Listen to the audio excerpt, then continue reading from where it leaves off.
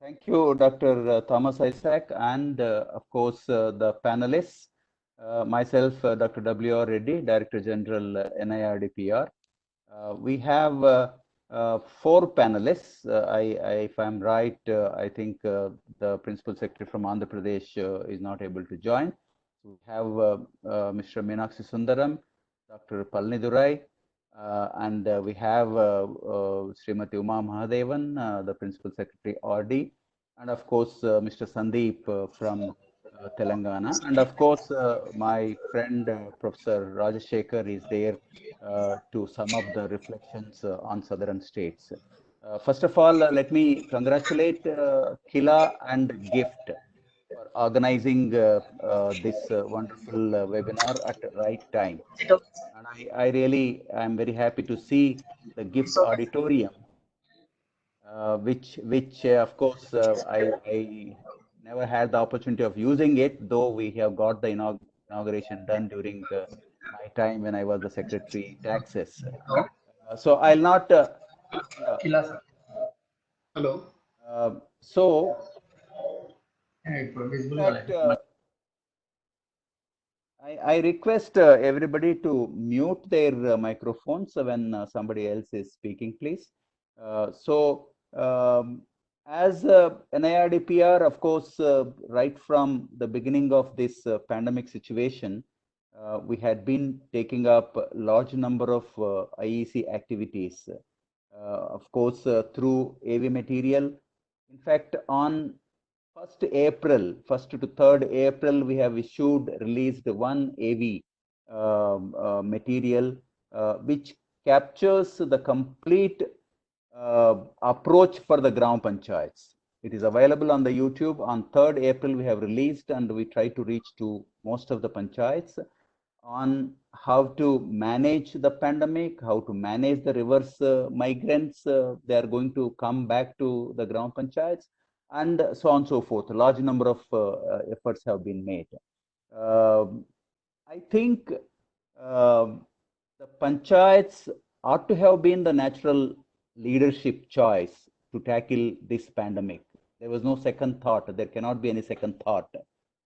But whether it has happened, whether the panchayats have wound it up, whether the middle level bureaucracy and top level bureaucracy could enable such natural choice, of course, is debatable and varies from state to state.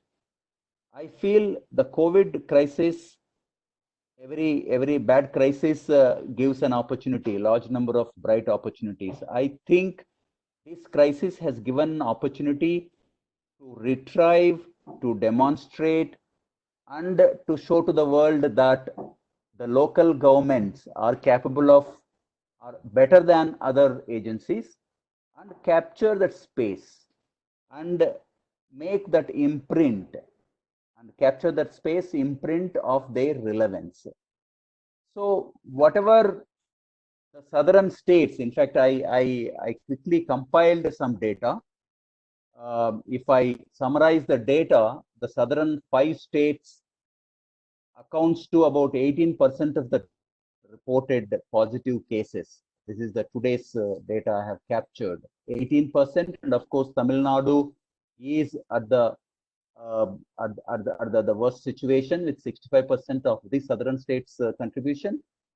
And of course, in terms of recovery percentage, as against the national average of 35%, we in the southern states stand at about 34%. And of course, recovery is fantastic in Kerala with 84% recovery of the infected positive cases, followed by, of course, Telangana and Andhra Pradesh and so on and so forth. In terms of mortality, as against, of course, the 3.2% national average, the southern 5 states stand at 1.17%, and of course, with the highest percentage of 6 plus in Andhra Pradesh, and so on and so forth. Of course, these numbers may not mean anything, but the numbers will show way forward. And I think the problem has just begun. The problem is not yet over. And learning from the successful states, successful experiences, can be of great help to other states. I think what state governments and center has given to the local governments as in terms of role clarity or delegation or funds, resources, looking from that angle is one approach. In fact, that I think a lot of people have commented that, and then pros and cons, strengths and weaknesses. I'm not getting into that. But I am looking at another approach, that is, can we as a local government leadership show the way and prove that local governments are the only way forward in such disaster situation, in such pandemic situation? Are we prepared? Are our leadership is ready for such challenge? I think that is what I am really looking at, and I expect the panelists to make mention on these aspects. So, friends, I'll open the discussion to the panelists, and since we have 4 panelists, I request each panelist to make their point for about 10 minutes, and then followed by Professor Rajshekhar. And then if time is available, I'll get back to other to the panelists, and I think we can take some questions also. So with these words, I request Mr. Meenakshi Sundaram sir to make his observations. Over to you, sir, Meenakshi Sundaram. Thank you.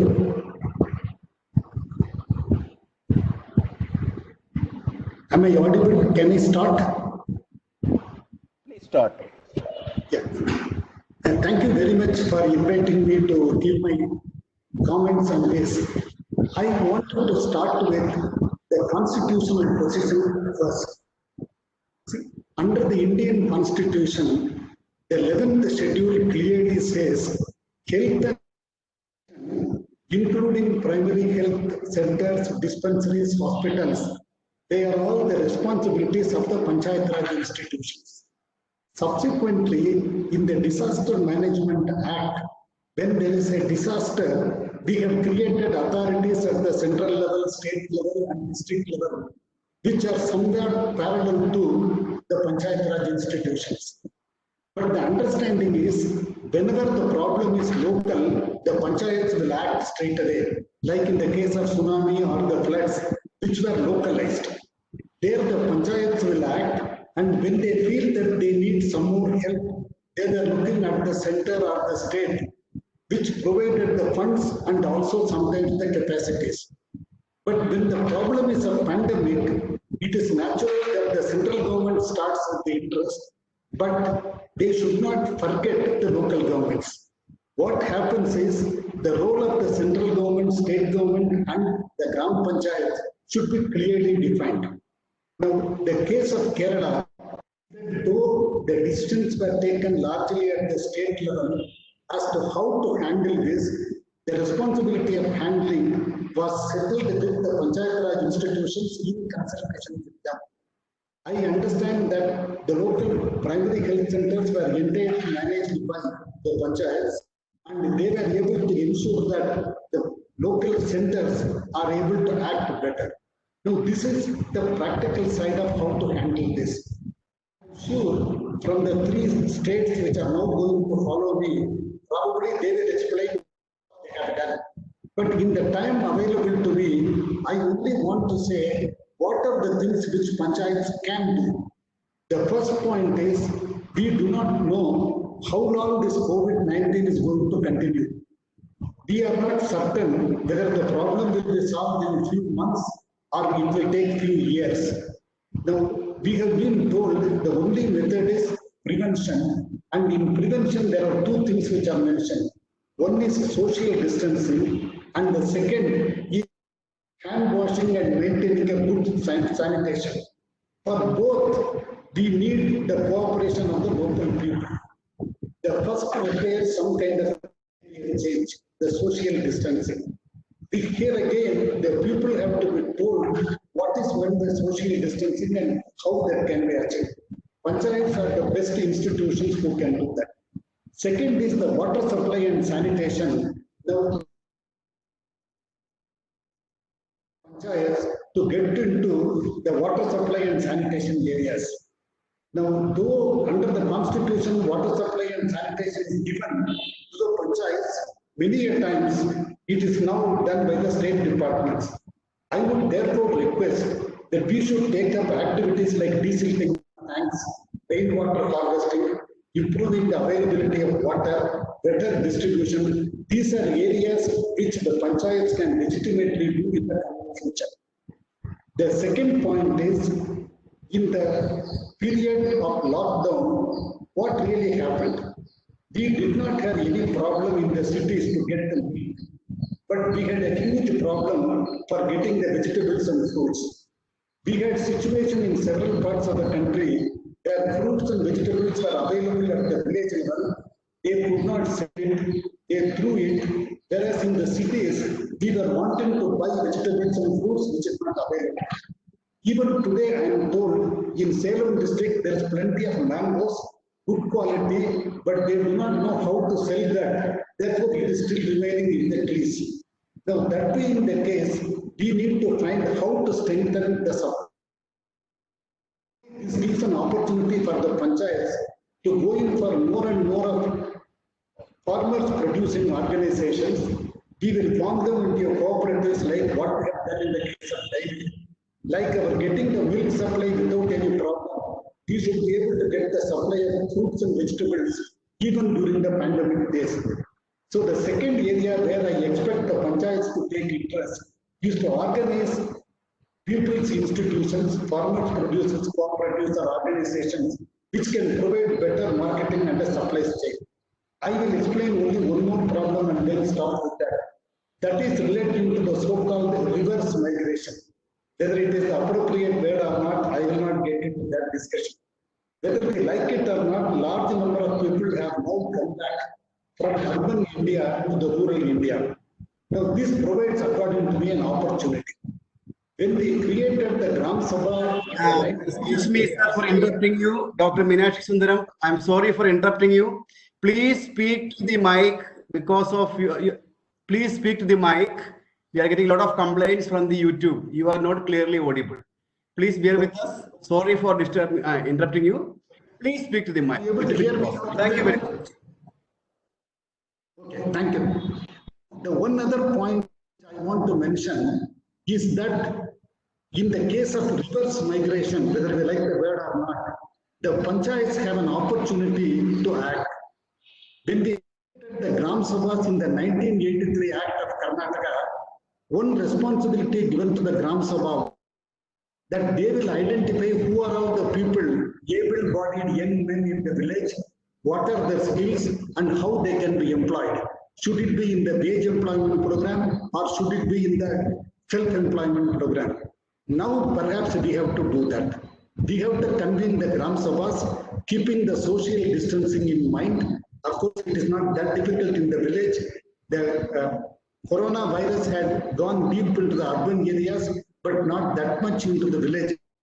Therefore, we can have a Gram Sabha in which we can identify who are all the people who have come from urban areas to the rural areas and who belong to that village, what are their skills and how do we make use of that. We can also identify the raw material available in that area and ensure that with the raw material availability and the skills which have now become available, can we start some kind of a micro, small or medium enterprise, the MSME in a village panchayat? I believe it is possible to establish 2 to 3 MSMEs in each block, if not in each Gram Panchayat, and ensure that the people who have now come back to the village are properly utilized. Now, these are the areas where, other than Kerala, in the remaining states, we need to concentrate on. In my view, if we form farmers, producers, cooperative societies, if we concentrate on water supply, sanitation, rainwater harvesting, desilting of tanks, etc., and also have one MSME per block or per Gram Panchayat, depending upon the size of the place, keeping in view the skills available and the raw material available, that will ensure that we deal with the aspects of COVID-19 properly. I am sure most of the states are taking their own actions. it is necessary, as has been discussed so far in this group, that how to involve the panchayat should take a priority. Ultimately, I believe with my experience in government, what I have learned is, unless we make a program, people's program, it will never succeed. If it remains,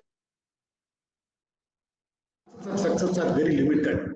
If we involve people and there is a people's participation in the program, it can succeed.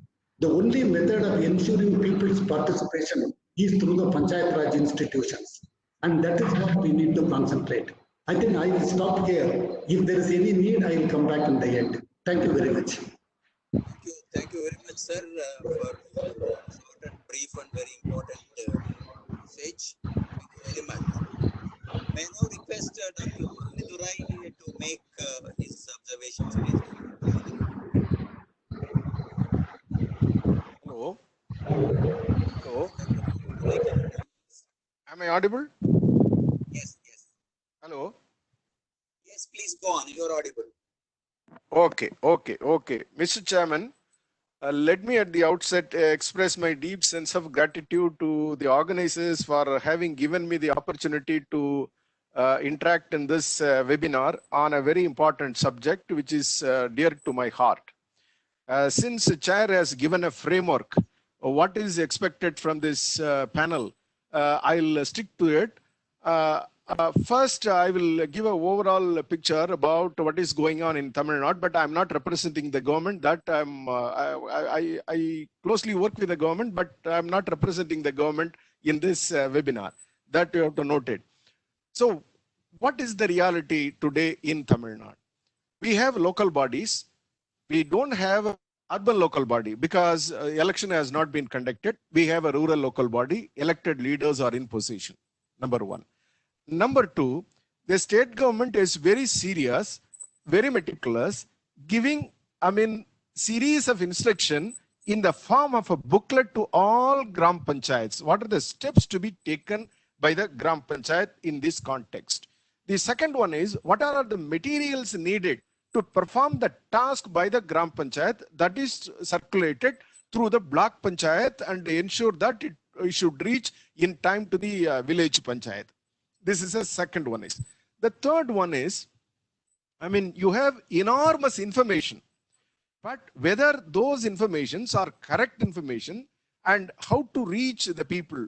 Now, the pandemic situation is very critical in the rural areas and everybody is panicky. So how to give, confidence to the people who can give? It is not the officer, it is only the leader who can give.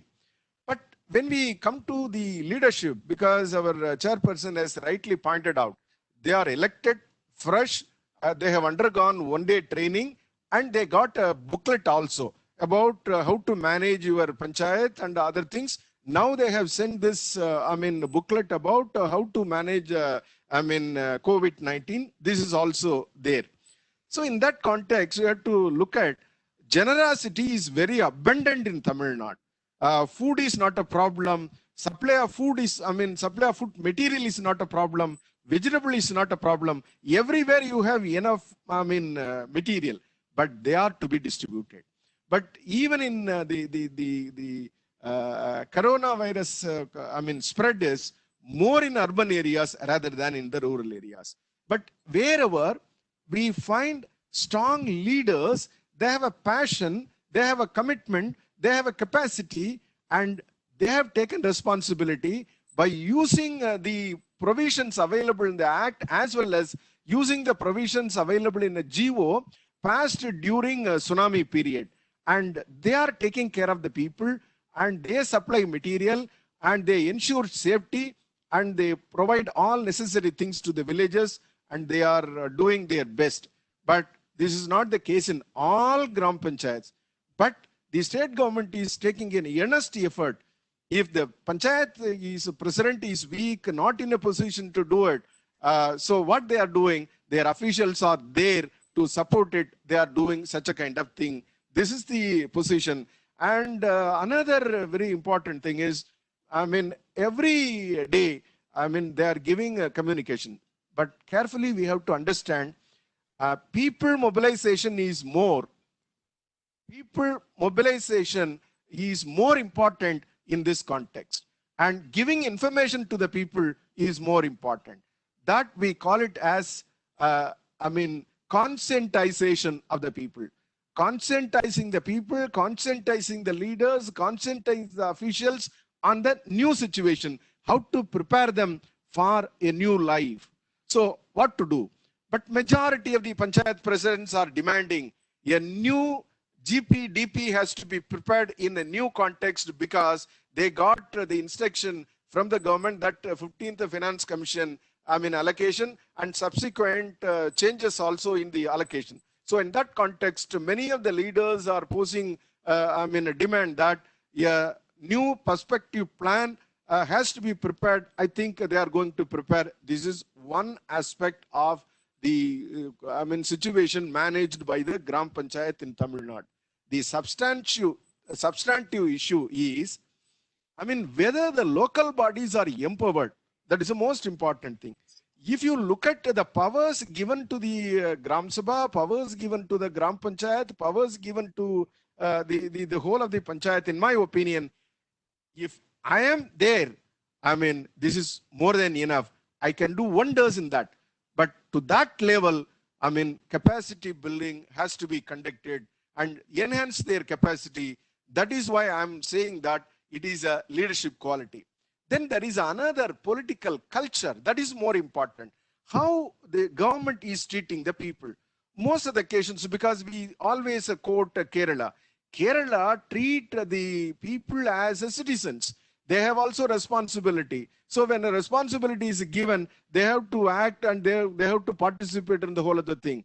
But whereas in Tamil Nadu, we have a culture, and that culture is beneficiary culture. Most of the occasions, our discourse is only on benefits, not about the responsibilities, not about their participation, not about the responsibilities of the citizens. So in that context, our discourse, unless our discourse is changed from the beneficiary culture to participant culture, following the model of Kerala or any other state, it is very difficult. But I'm reminding one thing. In 1965, there was a lecture by JP in All India Panchayat Parishad Convention.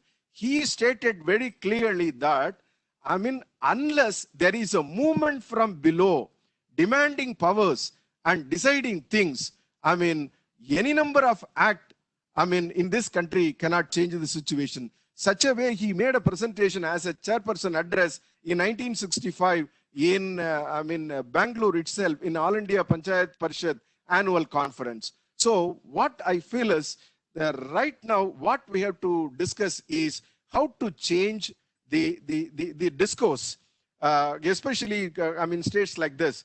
But states are concerned with the people, no doubt about it. They are giving large number of programs. They are giving large number of, schemes and other things. But the question is, are we going to treat them as citizens, responsible citizens, and they participate? Unless otherwise, we convert the local body institutions as a mere spending institutions. If you give money, from central government or state government, they will spend. If you stop money, they won't act. Otherwise, it is very, very difficult. So the whole of the discourse has to be changed. Then one more aspect, just I want to discuss here in this forum, because all the 27 years, I have been listening to all our friends, because we are all fundamentalists of Panchayat Raj. So we believe Panchayat. And there are others, fundamentalists, market fundamentalists. And they also argue that, market is more effective than your local body. In such a way, they are arguing. So in that context, one Panchayat president, after the election, he telephoned to me. He asked me a question. All the time we are demanding power, demanding power. You are saying that it is the constitution. Why they are giving? Is it not fair on our part to claim our, actually powers through the Supreme Court, taking it to the constitutional bench and get clarity from the constitutional bench as the basic framework of the constitution? They got it. In the same way, and we have to go to that level and get clarity. Otherwise, all the times, activity mapping, give more powers, give more powers. And always I used to think that, I mean, you take the power, you act on it, then it will speak. So otherwise it is very difficult. So in that context, as I understand from the field in Tamil Nadu, there are vibrant panchayats taking responsibility, delivering goods, and taking personal risk also. Even before getting the direction from the government, they have started distributing Kabasura Kudineer, all these Siddha medicines to all the households, and taking the counts of the single-headed families who are all suffering, who are all in need of food and other things, and they are locating and they are supplying, and they issue voluntary, the volunteers identity card also. They do all kinds of things.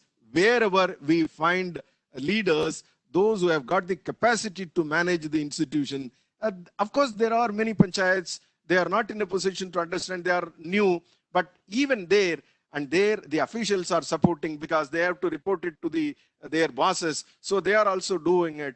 In my opinion, the service delivery is fine, but from the perspective of empowering panchayat, empowering the people, and that depends on the political culture of a state. In our state, what we believe strongly is, our bureaucracy is very strong. It will deliver effectively. That is also true. But substantially, we are arguing that unless you empower the people and the local body institutions, even another 100 years, we will continue in the same position. So in that context, what is need is building the capacity of our leaders. Who is a leader? If he's a leader, he will take power.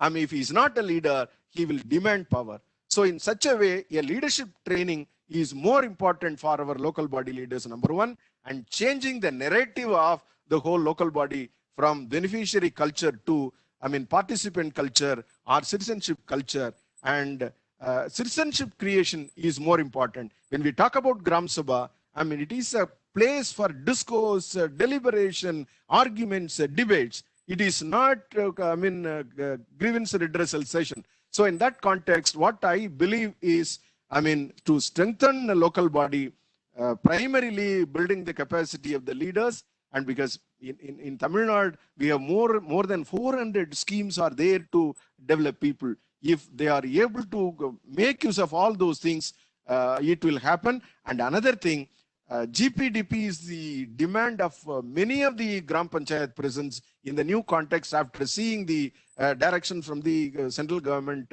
Ministry of Panchayat Raj, after giving the allocation. So these are the things we need to strengthen local body and to manage the community and to guide the community and to mobilize the people for a new kind of life which we are going to see in the months to come, in the years to come. Thank you. Thank you, Dr. Palanidurai, for the points you have made. May I now request the of Karnataka, Srimati Uma Mahadevan. Over to you, ma'am.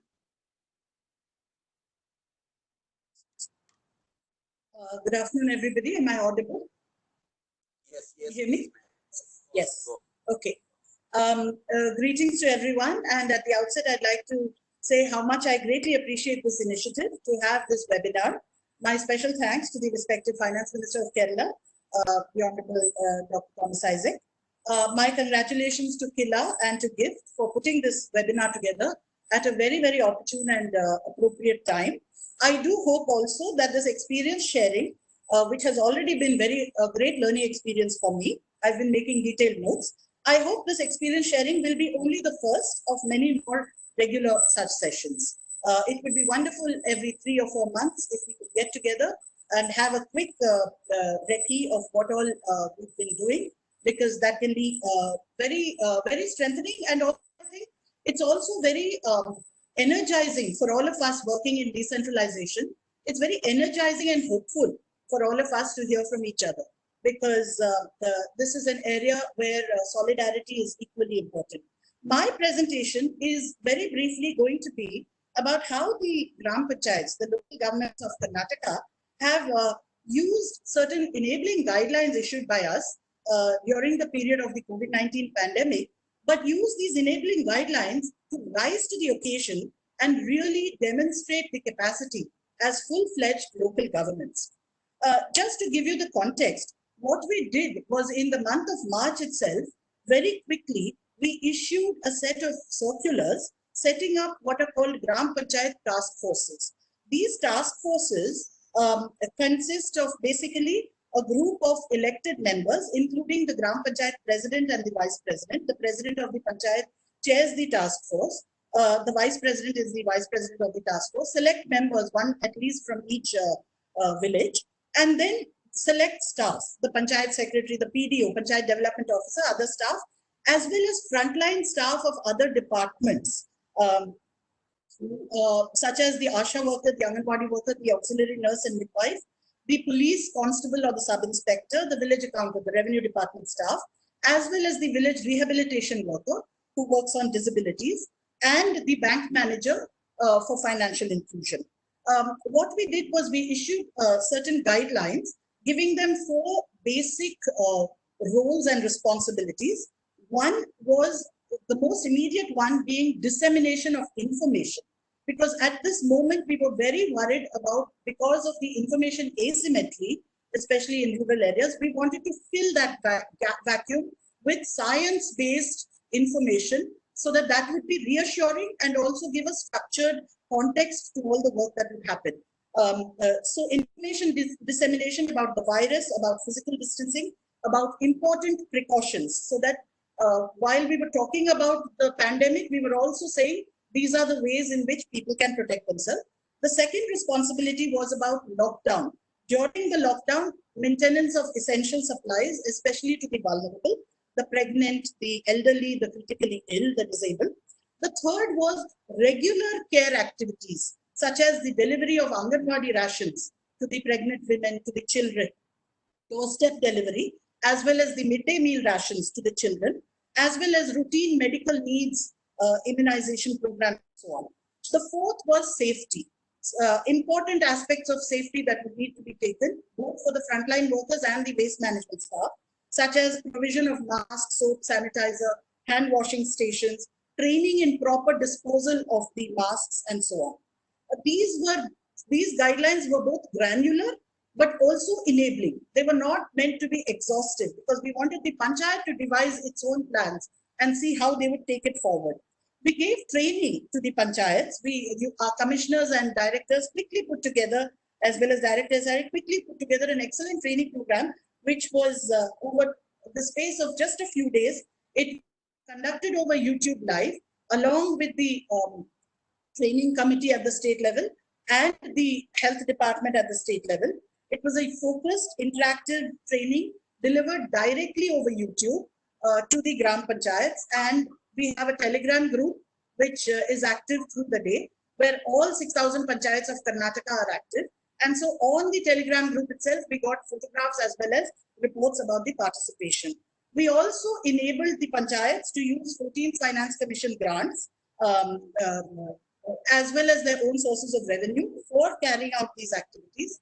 And we reminded Panchayats about their action under about their responsibilities under Section 58 of the Panchayat Raj Act, which is, I think, the crucial section which really tells local governments how to be local governments. Because Section 58, inter alia, says that they should meet the needs of the people in the Panchayat. And we extended this to point out that they should also create an environment that is safe and congenial. All this is in the Panchayat Raj Act, in the functions of the Panchayats. And, quote, protect the rights and interests of the disenfranchised and the vulnerable. All this is in the Panchayat Raj Act, but we issued a circular, separate circular, reminding them of this and asking them to take up all actions that were required. Further, recently, once the interstate movement of migrants has started, we asked them to take up institutional quarantine as well of the persons coming in from outside. A training was also given for that. Now, this being the context, what we discovered was something well beyond our expectations. We found that the provision of structure in terms of the guidelines, the provision of training and science-based communication was only an enabling support which they needed to rise to the occasion. because what Gram Panchayats have done since then is they have set off on house to house. They have met the needs of their people. They have checked on the vulnerable.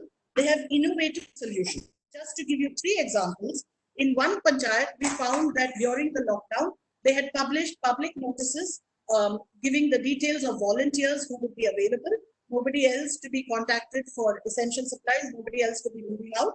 They had also provided at their own level an escalation matrix. Now, the escalation matrix is some jargon that we use from management side. But here was a panchayat, without using the words, they knew exactly what they had to do. Similarly, in another panchayat where there was in Nanjangud, where there was seal down and a large cluster of positive cases, since they needed urgently to make arrangements for medical treatment of those in critical need, such as pregnant women, they identified 2 vehicles, private vehicles of the panchayats to function as private ambulances for those who did not need special ambulance treatment, but for example, a pregnant woman who needed to be taken to the hospital urgently. And 200 to 300 people have been availed of this facility, which was just an innovative local solution which was found. A third example is of another panchayat where, due to supply chain disruptions, farmer to table vegetable distribution was carried out by the panchayat by connecting the farmer, the donors, the panchayat itself, and providing vegetable kits to all its people. In another panchayat, banking correspondents were invited. They were given space at the, and this has happened in hundreds of panchayats.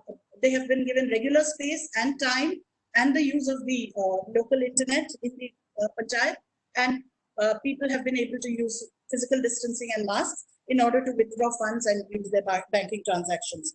Delivery of free milk, delivery of pure water, delivery of ration kits. I could go on, but these are examples. Additionally, panchayats have reached out to self-help groups as well as to trade tailors who've had difficulties for provision of masks, procurement of masks, fabric, masks as per specifications. Mahatma Gandhi Narega.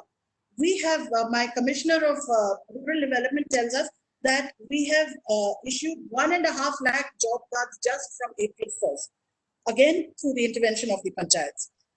We have talked, again, Professor Palanidurai and Mr. Meenakshi Sundaram spoke about 11th schedule and funds, functions and functionaries. We're in the 27th year since 1993. We last year issued a government order asking panchayats to conduct a flagship review, which is conducted at the Chief Minister's level, Chief Secretary's level, district level and taluk level. We, for the first time, asked the panchayats to just go ahead and conduct this review. It's called the Karnataka Development Program, KDP review. And many panchayats, around 4,000 of our 6,000 panchayats had already started conducting these reviews for interdepartmental convergence. But it's my submission that the panchayat task forces are actually interdepartmental convergence in action at the front lines. I also have a hypothesis that what could have been a moment of great social anxiety and possible unrest and even stigmatization of migrants or returning persons has been prevented due to the timely action of panchayats in providing science-based communication. I want to mention one particular resolution which many panchayats have passed, which is that no person shall be hungry during this period in our panchayat. I find that extraordinarily moving and extraordinarily, I think it's quite remarkable that panchayats have taken this decision and passed such resolutions. It's my submission that COVID-19 has been a moment when Gram Panchayats have risen to the occasion, but they have shown their capacity.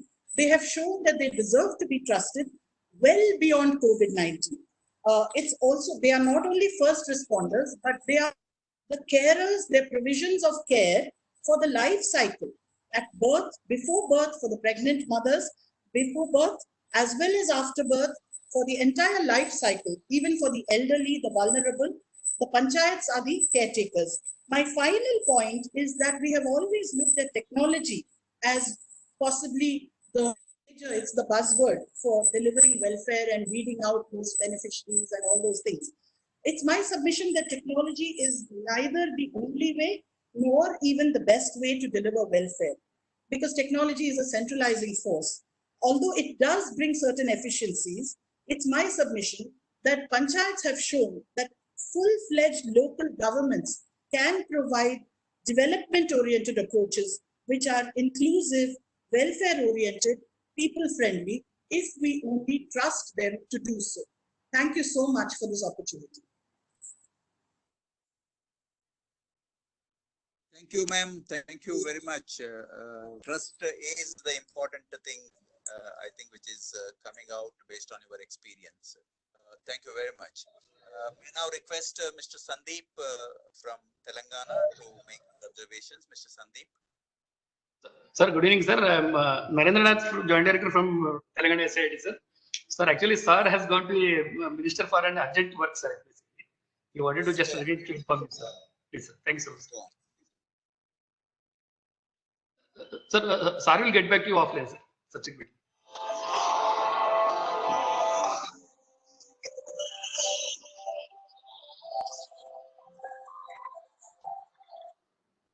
Hello.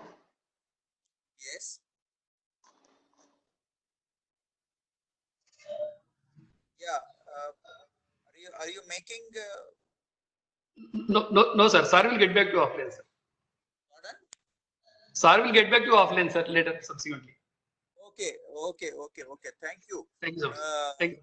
Of course, we have been seeing by being in Hyderabad, I think Telangana had been doing good work, but of course,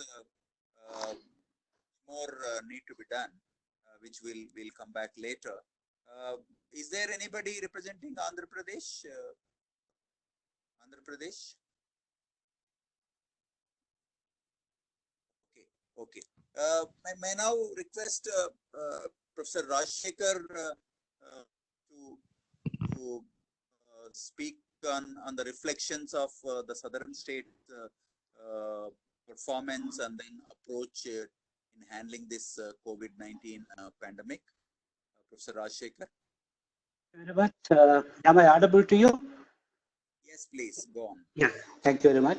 And at the outset, let me thank the organizers, in particular the Kerala government and Professor Thomas Isaac and my good friend Joseph and Joy and others. And I have listened to all the presentations, and then I just around the time that COVID has struck, or COVID pandemic has started, we have also started to collect some information at the grassroots level. And we have collected information from about 30 Gram Panchayats over telephone during April and then the first week of May. And then this information was collected both from Gram Panchayats as well as households. And then I will be reflecting a little bit about the data that is just coming from the field.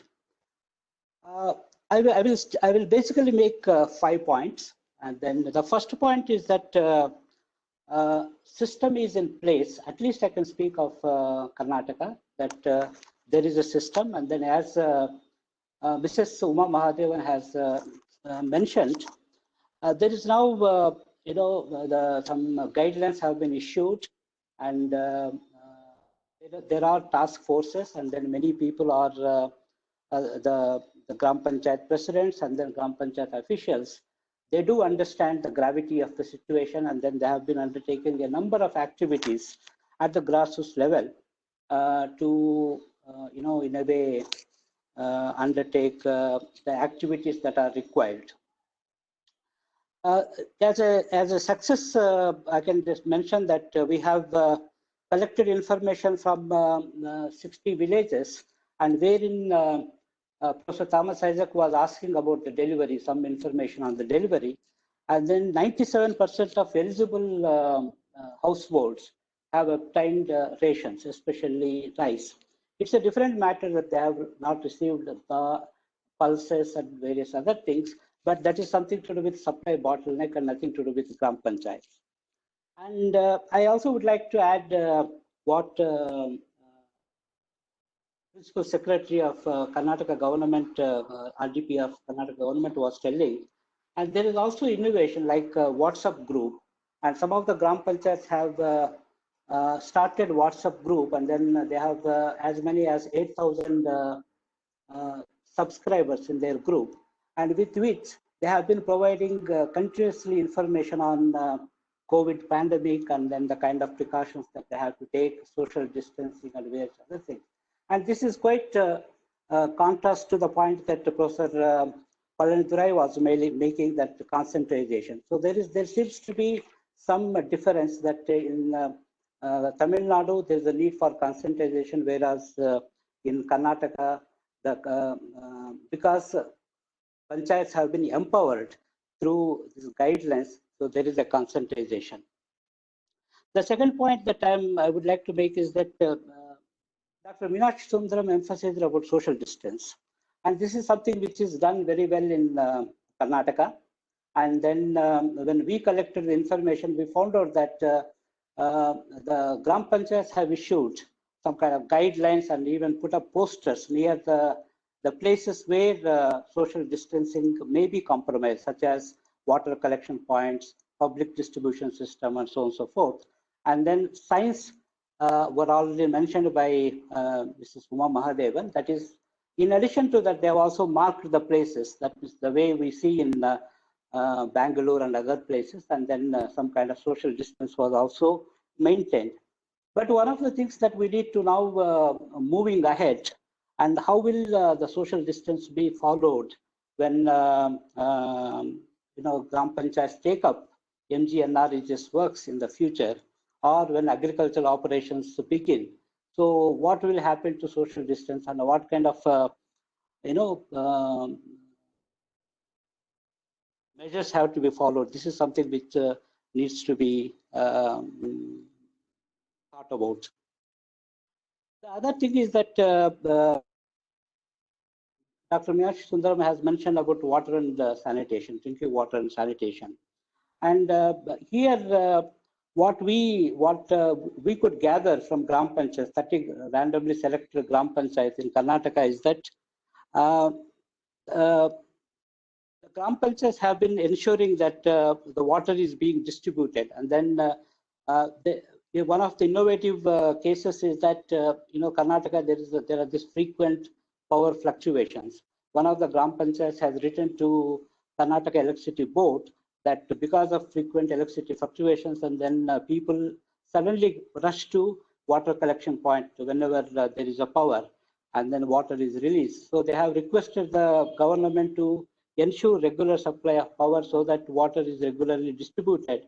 So the need for people coming together and then the social distance being compromised is something which can be avoided. So these are some of the, because of the guidelines that have been issued by the Karnataka government, the panchayats have been able to rise up to the occasion, and then they have also solutions. And but at the same time, when it comes to sanitation, and then we see that the performance is somewhat varied. And in coastal Karnataka, the spreading of basically application of sanitizers or spraying of medicines and all these things have been very well done. But if you go to northern Karnataka region, and this is something which is not very well done. The fourth point that I want to make is that responses by TP and reality. And Mrs. Uma Mahadevan mentioned about the guidelines and that they have been issued. And then when we asked the questions whether some of the issues that have been mentioned in the guidelines, whether they have been followed or not, almost 100% of the Gram Panchayats have stated that yes, they have followed. But reality is somewhat different when it comes to this one. So for example, you take delivery of social services.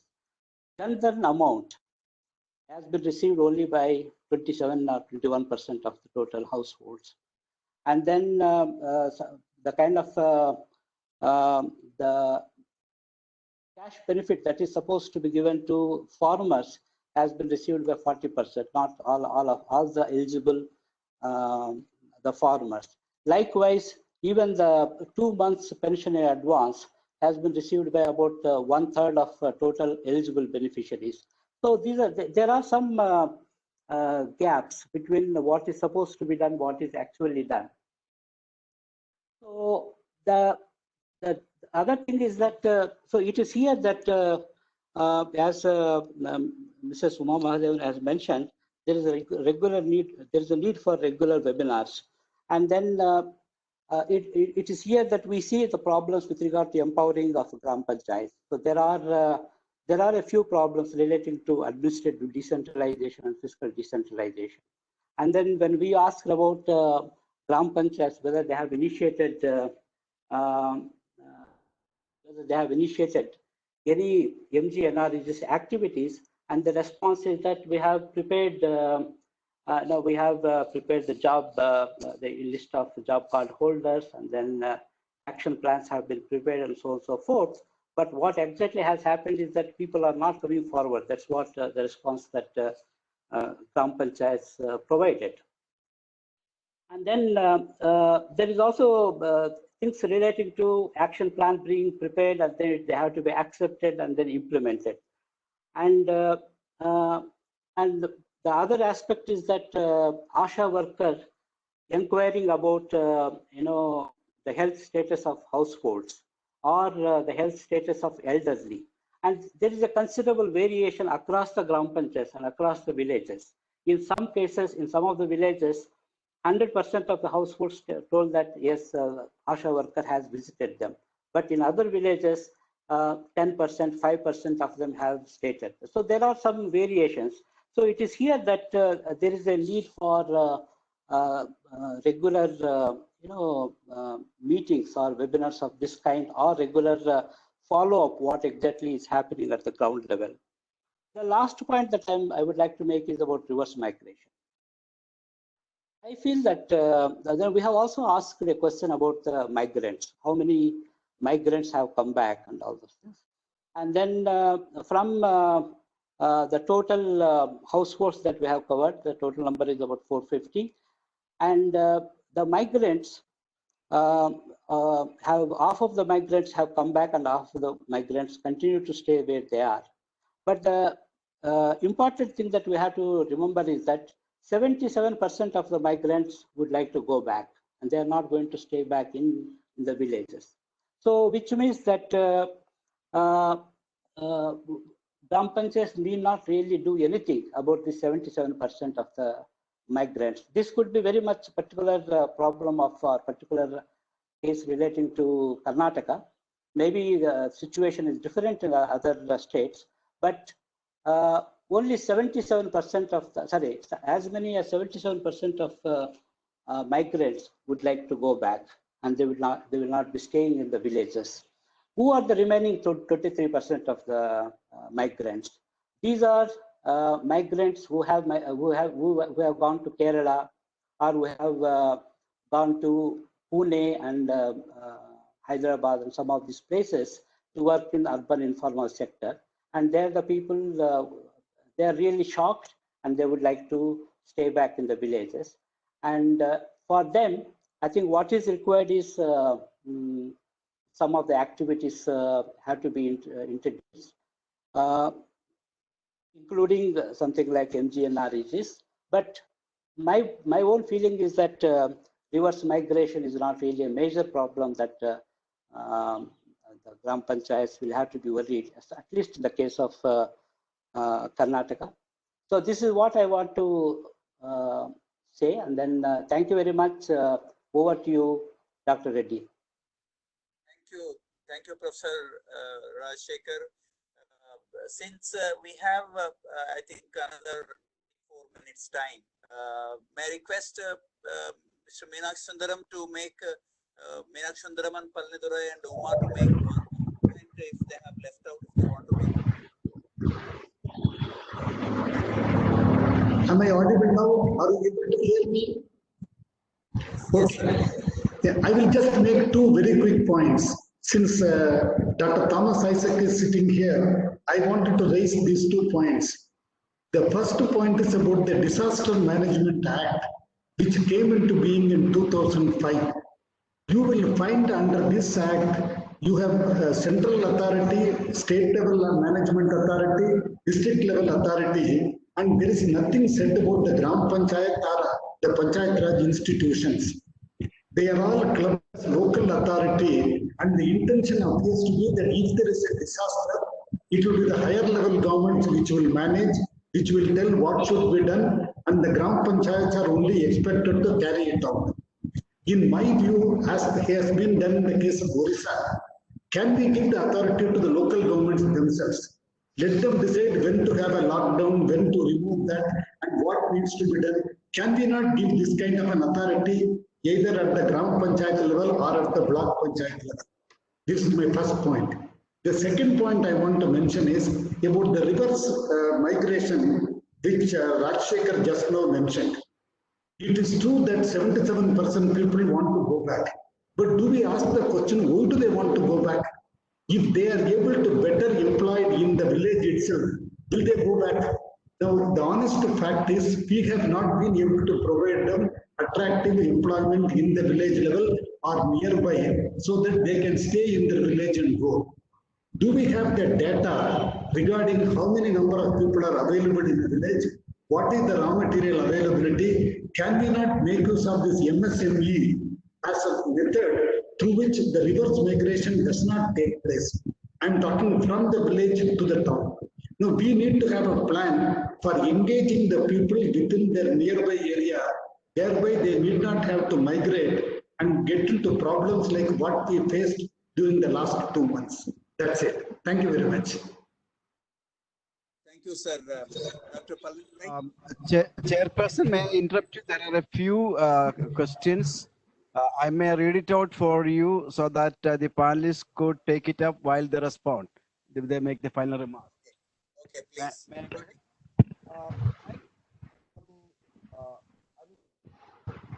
My question to all eminent panelists is that the current situation is being racing against time, and many democratically strong states have managed to deal with COVID-19 pandemic.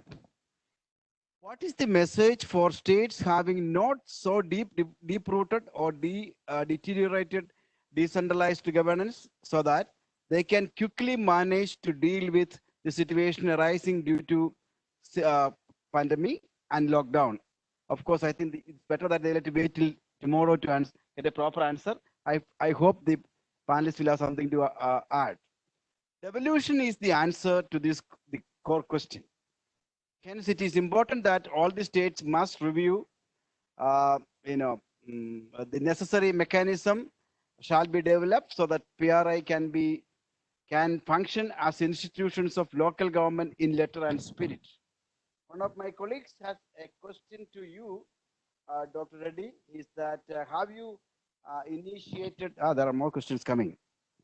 Dr. Amling would like to ask you, have you initiated any study from NIRD to explore the resource crunch of local government during COVID-19 pandemic? Another young colleague, Shensi Matthew, would like to know, the presentations are excellent, was also insightful. Panchayats in the southern states have been addressing the need at hand. What all local governments can do to mitigate the post-pandemic crisis? Yeah, I think people started thinking about post-pandemic crisis. That's very good. Okay, over to you, Dr. Reddy. Thank you. I'll try to respond, and then I'll request my other panelists to add on. Now, let me say that the southern states have performed extremely well compared to other states, and obviously southern states have deeper PRI setup. And of course, Kerala is on the top, and expecting other states to follow Kerala may not be possible. Kerala is, of course, an ideal thing to learn the lessons and then improve it upon, because Kerala has a completely different decentralization history. It will take a lot of time for other states to reach that. But the next issue is, as I mentioned earlier, whatever the things that are, yes, Joseph? No, I cannot hear you. I cannot hear you. I'm not able to hear you. Yes. You are not audible. That's what I'm saying. Could you please speak perhaps? Are you able to hear me? Are you able to hear me? Hello? Dr. Reddy, Can you you hear are me not now? audible. That's what we are saying.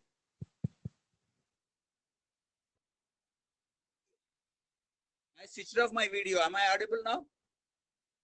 Yeah, you are better now. Yeah, that's Can you it. hear me? Yeah, you are Can you better. hear me now? Much better. Okay. We are hearing you. Please go ahead. Yeah. So what I was mentioning is emulating Kerala will take long time. And of course, learning lessons from Kerala is, of course, the important thing the other states should do. And southern states have performed fairly well. I must congratulate the leadership of the southern states for this. But as I was mentioning, waiting for the devolution to happen, and then in terms of resources and other aspects to happen, instead of waiting for that, can in fact the state leadership or the activists, the friends of Panchayat Raj institutions, local governments, can we have a mechanism to nudge the local government's leadership to move towards responsible leadership, as Dr. Palnidurai has mentioned? And of course, this juncture, relook at the plans which have been made for the 2021. Relook the GPDP plans that have been made and incorporate in managing the COVID situation or post-COVID situation. In fact, we are not in a position to say when the post-COVID situation date is starting. It is a continuous process. We have to keep moving forward and learn. So there's nothing like a post-COVID situation. It may be 1 year or it may be 2 years, but we have to ready. So we have to reset our plans, development plans for the COVID situation and accordingly move forward. And we have to focus on certain issues like protecting the senior citizen, children, women, and mainly going by the principle of respecting and suspecting. Respect, no stigma to be attached. We have to respect.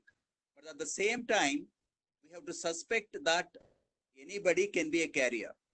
And accordingly, we have to follow the precautions, the measures which have been prescribed, like social distance, wearing the mask, hand washing, and so on and so forth.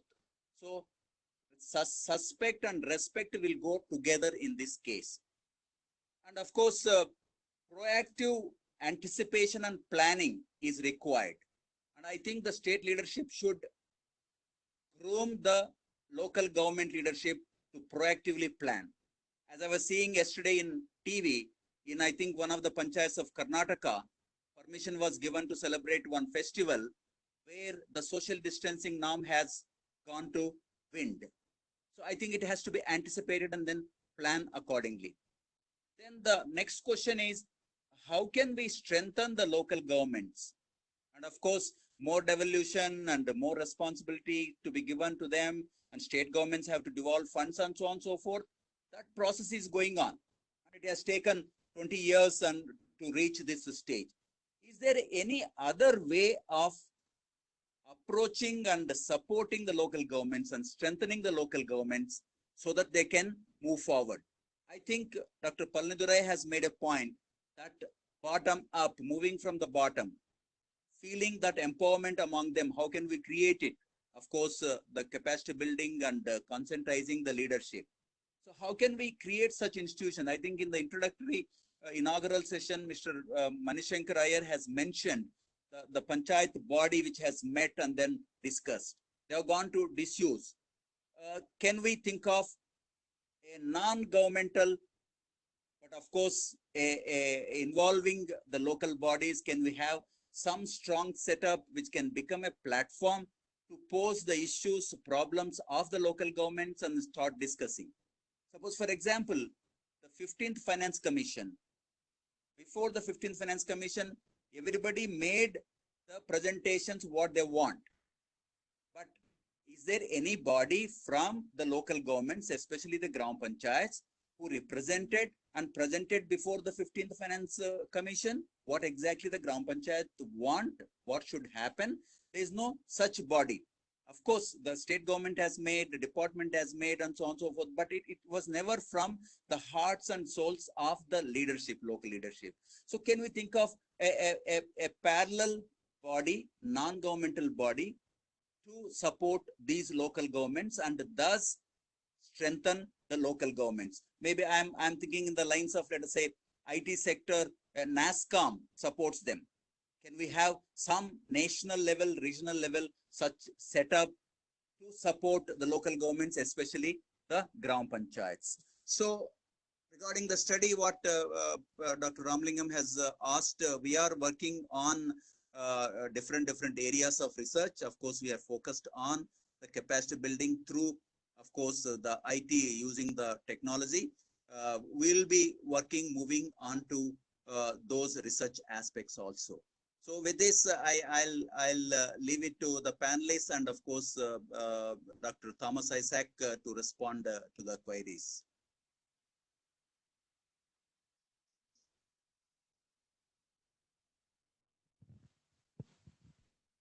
I will take from one of the points now Dr. Reddy has raised.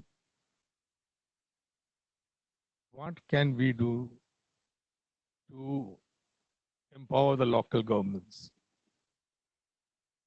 He specifically mentioned about 15th Finance Commission. I think that is a very important entry point.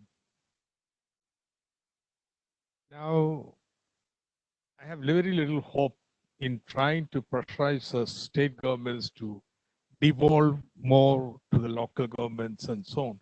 It's a long-term project. But what could perhaps be done is,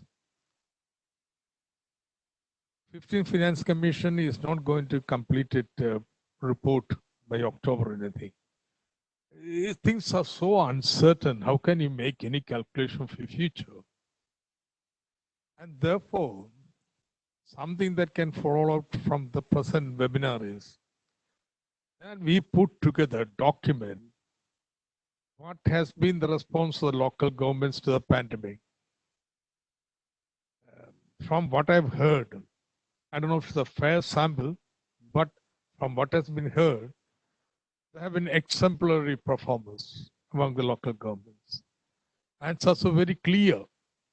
And when it comes to what has to be done, it has to be done at the local level here, whether it be the relief work or say monitoring the spread or say now any kind of exit plan with reference to say agriculture and so on. Now local government has got to play a very central role. That's very, very clear. And therefore, it should be possible to put together a very elaborate, serious memorandum to the 15th Finance Commission, not from any particular state government, but supported by everyone who have been working in democratic decentralization, committed to it, drawing out this experience and emphasizing the need for much higher devolution to local governments. Perhaps making it, say, kind of incentivizing the state governments to devolve more. That's perfectly legitimate. So I think this is something that can concretely come. I don't think we can avoid, say, addressing the local government empowerment in this fight against COVID. So I don't want to put large agenda and so on. Okay, we can have a lot of things, but something focused upon 15th Finance Commission. And now we have a report. Perhaps do away with the tide funds altogether. Leave it to the local governments to decide the priority. In fact, that's something they should do immediately. Why tie the limited fund into basic grant and sanitation and so micromanage it? So I think this is something that can come out. We can all work together. Put bring together experiences, show the potential, and then go to the Finance Commission, that the allocation for local governments must be substantially increased. I think I feel the first most important breakthrough has to be in devolving the funds. If you have the funds, then functions anyway, there is no activity mapping or anything. It's a big thing where state, center, everybody can work. That functional division is all concurrent. And therefore, once fund is there, well, you have the money, therefore you choose your function. I think that is the way it was done in Kerala, and that would happen in the rest of India. So this is what we had in mind, some concrete actions to come out of the dialogue here. Thank you. So I would like to thank all the panelists for their valuable suggestions, and I think the organizers would compile and go on. And thank you, Kila, Gift, and Dr. Thomas Isaac for this opportunity. Thank you very much. Thank you, Dr. Reddy and the panelists for this very insightful session.